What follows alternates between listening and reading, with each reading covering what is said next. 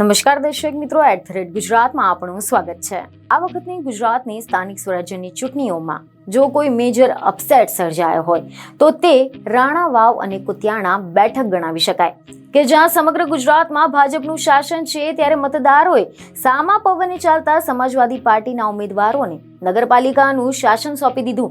અને એનું કારણ એ છે કે કુતિયાણા રાણા વાવમાં કાંધલ જાડેજા પરિવારનો દબદબો। અને આ વખતે કાંધલ જાડેજાએ તેમના નાના ભાઈ કાના જાડેજાને ચૂંટણીના જંગમાં ઉતાર્યા હતા। કાંધલ જાડેજા અને કાના જાડેજા એ પોરબંદર પંથકમાં ગોડ ફાધરની છાપ ધરાવતા સરમણ મુંજા અને ગોડ મધરની છાપ ધરાવતા સંતોકબેન જાડેજાના પુત્રો છે। તો આની સાથે જ આ જંગને ભાજપ વર્સેસ સપા નહીં પરંતુ જાડેજા વર્સેસ ઓડેદરાની જંગ હોવાની ચર્ચા હતી, કારણ કે સમાચાર એવા મળી રહ્યા છે કે ઢેલીબેન ઓડેદરા એ કાંધલ જાડેજાના ફોઈના પુત્રવધુ છે। ઢેલીબેનના દિયરના પુત્રી સાથે કાનાભાઈનું લગ્ન થયું હતું, પરંતુ બાદમાં બંનેના છૂટાછેડા થઈ ગયા હતા, જેથી આ બે પરિવારો વચ્ચે વર્ચસ્વની લડાઈ પણ હતી। કુતિયાણા નગરપાલિકાની ચૂંટણી જાડેજા અને ઓડેદરા પરિવાર માટે આ ચૂંટણી જંગ એ પ્રતિષ્ઠાનો પ્રશ્ન હતો, એટલે કાયદોની વ્યવસ્થાની દ્રષ્ટિએ પણ આ બેઠક સંવેદનશીલ બની ગઈ હતી।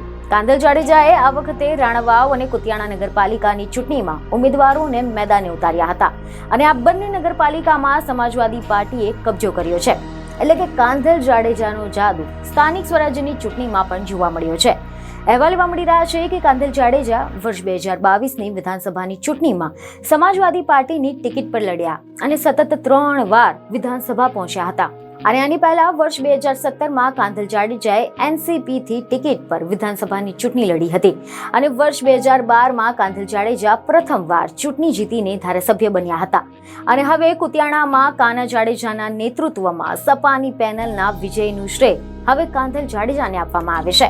અહેવાલ એવા મળી રહ્યા છે કે રાજકીય વિશેષકોના મતે છેલ્લા ઘણા વર્ષોથી કુતિયાણા, રાણાવાવ અને આસપાસના વિસ્તારોમાં કાંધલ જાડેજાનું વ્યક્તિત્વ પ્રભુત્વ રહ્યું છે। પક્ષોનું નામ, ચૂંટણી ચિહ્ન બદલાઈ જાય તો પણ કાંધલ જાડેજા ચૂંટાઈ આવે છે। અને આ વખતે પણ ભાજપના પ્રચંડ જુવાળની વચ્ચે કાંધલ જાડેજાએ કુતિયાણા, રાણાવાવમાં પોતાનું વર્ચસ્વ જાળવી રાખ્યું છે। ત્યારે હવે આ વખતની સ્થાનિક સ્વરાજ્યની ચૂંટણીના પરિણામો બાદ જાડેજા પરિવારનો દબદબો પોરબંદર સુધી મર્યાદિત રહેશે કે પછી વિસ્તરશે, તેના વિશે પણ ચર્ચાઓ જાગી છે। બીજની ખબરો સાથે ફરી મળીશું। ધન્યવાદ।